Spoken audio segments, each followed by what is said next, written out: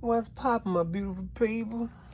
So listen, I have an air bed mattress, and it has a hole in it. And you know what I used? These doggone patches. Yes, I did. I used these doggone patches, but it's right on the seam, right on the cut.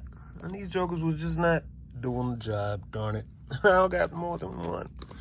I got this one, then I got another one right there, right? So, I decided I'm gonna use my hot glue, aka heat gun. Bang, bang.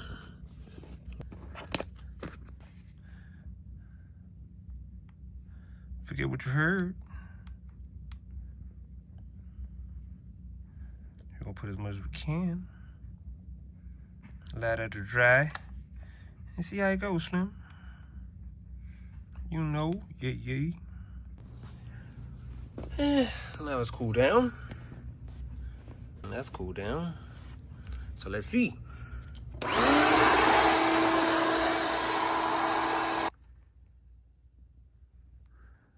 Hot glue on the seams,